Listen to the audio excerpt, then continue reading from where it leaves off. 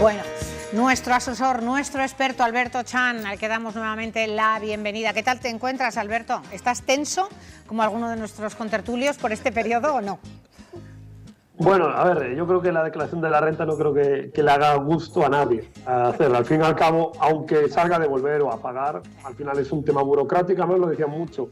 La mayoría contrata a un gestor simplemente porque hay muchas leyes, cada año se ponen unas, se quitan otras, y lo mejor es que siempre esto lo pueda llevar una persona profesional para que estar siempre con todo en regla ante el fisco. De todas maneras hay que elegir bien a ese profesional, porque luego responsabilidad cero. Es decir, el desconocimiento de la ley no implica el cumplimiento. Y entonces, bueno, esto que me lo dijo mi asesor, esto que es muy habitual escucharlo, pues que no pasa. O sea, hay que contratar concienzudamente a ese asesor donde ponemos la confianza y nuestro patrimonio el que le tenga. Alberto, que hoy arranca, decíamos, ese periodo, para los que lo hagan a través de internet, ese borrador se abre hoy. Esa campaña para la atención telefónica el 7 de mayo y para la presencial el 3 de junio, ¿no? Está así hasta julio. Correcto, es decir, hoy desde el 3 de abril hasta el 1 de julio hay el margen de tiempo para presentar la declaración de la renta. Es verdad que en mayo se puede hacer telefónicamente con la ayuda de Hacienda, y aquellos que quieran ir presencialmente a la agencia tributaria para que les ayuden físicamente, tienen que solicitar a finales de mayo, y desde el 3 de junio, durante todo ese mes, pueden hacerlo presencialmente allí. Oye, ¿qué tendríamos que saber los ciudadanos en esta campaña? ¿Hay alguna particularidad importante que reseñar? ¿De qué les podemos avisar? Sí, hay una parte clave y que todo el mundo lo debe conocer, es decir, oye, ¿tengo la obligación o no tengo la obligación de presentar la declaración de la renta? Desde el punto de vista de la ley nos dicen que si ingresas menos de 22.000 euros no tienes la obligación de hacerlo, y si tienes dos pagadores, imaginemos, pues por un lado cobro 16.000 euros por un salario, pero me despidieron, entré en otro y el segundo pagador me ha pagado más de 1.500 euros, ahí el umbral es 15.000 euros. Entonces ahí sí que tendríamos que volver a hacerlo. Ahora bien, os voy a dar una regla general que ayuda a todo el mundo. Cuando Hacienda te dice que no tienes la obligación de presentar la declaración de la renta, quiere decir que la mayor parte de la gente que la presente le va a salir a devolver.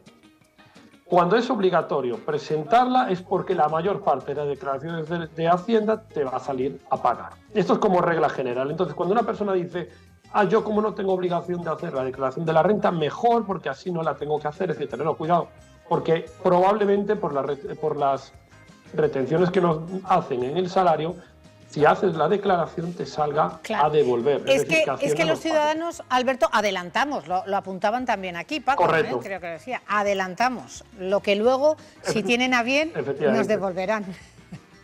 Claro, la declaración de la renta al fin y al cabo es que todo el español, cuando va cobrando diferentes ingresos, ya va adelantándole al Estado que se financie. Y luego viene la declaración de la renta, que es como decir, bueno, al que ya le saqué, si no ha cobrado suficiente no le voy a sacar más, pero al que ya le saqué, si ha cobrado por encima y tiene el capricho, no sé, de prosperar en la vida, pues le toca el segundo triturador fiscal. Oye, es un poco cómo funciona.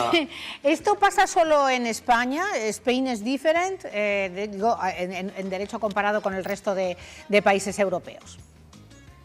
No, a ver, normalmente el funcionamiento suele ser similar. Ahora bien, otra cosa son los tramos, es decir, los tramos de tipos impositivos que tenemos en España sí que es verdad que tienden a ser de los más altos, sobre todo para rentas altas en ese aspecto. Y sí que hay un tema aquí que se tiene que contar. Muchas veces el gobierno habla de la presión fiscal, ¿vale? Que la presión fiscal, y se alega un poco que hay que subir impuestos, porque la presión fiscal en España no es de las más altas de Europa, aunque estamos en un ranking alto. Pero la diferencia es que la presión fiscal, siempre lo destaco estos medios, tiene que ver de cuánto recauda, de alguna manera, el Estado de impuestos en comparación al Producto Interior Bruto. Que esto para un ciudadano de a pie es, mira, me estás hablando chino. La clave fundamental es el esfuerzo fiscal. El esfuerzo fiscal es cuánto de porcentaje de tu salario, de tus ingresos, pagas en impuestos. Y aquí, curiosamente, en el esfuerzo fiscal estamos en el top 3 de Europa.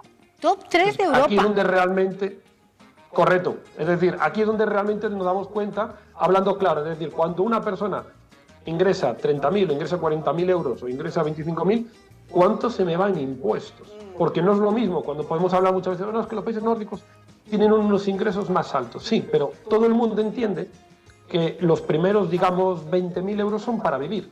Es decir, no hay lujos los primeros 20.000 euros de vida. No es lo mismo pagar un porcentaje cuando ya tengo unos ingresos altos, donde esos ingresos adicionales pues te pueden permitir tener un nivel de vida superior o no, pero lo que es el nivel de vida habitual, ¿vale?, está más que cubierto. El problema es cuando, tal como lo tenemos aquí, un gran porcentaje de impuestos se va para el Estado y las personas tienen dificultades para llegar a fin de mes. Absolutamente. Es que te entendemos siempre también, no sabes lo que nos alegra. Antes de despedir, Alberto, si queréis preguntar algo, Jesús. Buenas tardes, Alberto. La pregunta es... Buenas tardes. ¿Me puedo fiar del borrador que me mandan? ¿Ves? Por eso está tenso. El borrador, claro. Sí, el borrador es curioso porque el borrador no recoge todo, ¿vale? Sí que recoge normalmente todo lo que son rentas de trabajo, lo que es el famoso salario. Ahí sí que aparece normalmente. Ahora, imaginemos por un momento que tenemos unos ingresos no habituales, ¿vale? Por lo que sea.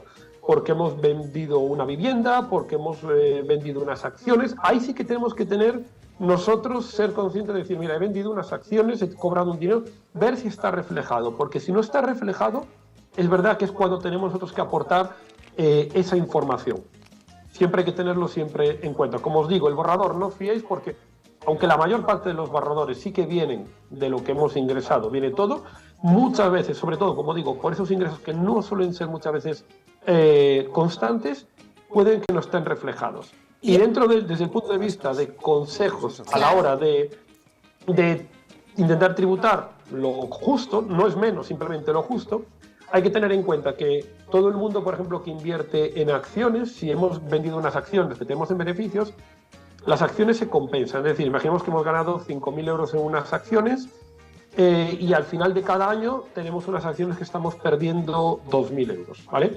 Si no hacemos nada, se va a entender que hemos ganado 5.000 neto, aunque a lo mejor hemos dicho, es que yo he ganado 5.000 pero estoy perdiendo 2.000 en otras. Entonces lo más aconsejable es que esas acciones que estamos perdiendo, sobre todo el último mes del año, las vendamos para hacer lo que se llama la compensación de pérdidas. Es decir, he ganado 5.000 por un lado, pero he perdido 2.000 por otro, vale, entonces mi beneficio es 3.000, no 5.000. Claro, pero que conste... Y si sale a perder, claro, y si sale a perder son 4 años para poder compensar. Si por lo que sea, oye, no nos fue bien y hemos invertido, hemos perdido 4.000 euros, ese año no vamos a pagar impuestos. Pero es que si el año siguiente hemos ganado 3.000, tenemos esos 4.000 euros que podemos compensar durante 4 años.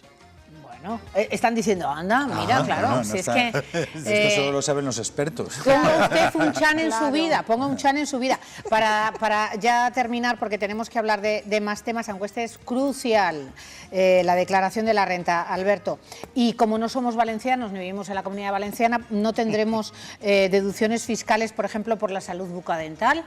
Por ir al gimnasio. Por ir al gimnasio, claro. Por unos cristales graduados, Paco. En La Rioja que también, tenemos, lo del en fin, gimnasio también. que estos son unas deducciones que tampoco figuran un poco al hilo de lo que planteaba Jesús en los borradores. Despedimos a Alberto, Mili, si no tenéis así nada, Alberto, como nada, no, eso. Crucial que preguntarle, pero no tardará en volver a entrar. Muy rápida sería, si Alberto he leído, ¿sigues por ahí, Alberto? Sí, sigue. Vale. Escondidito, pero sigue.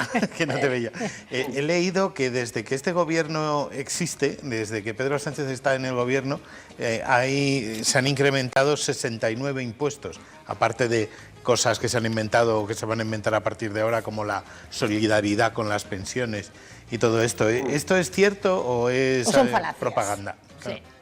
Sí, no, es totalmente cierto. Es decir, porque una cosa es que podemos hablar del IRPF, pero lo que son los impuestos indirectos, es decir, cualquier tipo de impuesto que incurramos nosotros en un gasto, ¿vale? Que el hecho en sí, oye, yo tengo un uso de mi dinero y ahí me han puesto un impuesto adicional. Esto no viene reflejado como tal desde el punto de vista de cuánto pagamos los españoles por IRPF, porque la clave, vuelvo a decir aquí, es el esfuerzo fiscal. ¿Cuántos impuestos pago en global sobre mis ingresos? Y ahí vamos a ver que son más, efectivamente, de los que se van poniendo. Uno de ellos, esto de la supuesta solidaridad, que hasta que yo sabía en el colegio, la solidaridad es voluntaria. Cuando te lo imponen. Creía que ibas a decir, empieza por uno mismo. No, efectivamente, de solidaridad no tiene poco. Es verdad. Gracias, Alberto Chan, de verdad, un auténtico placer como siempre. Cuídate.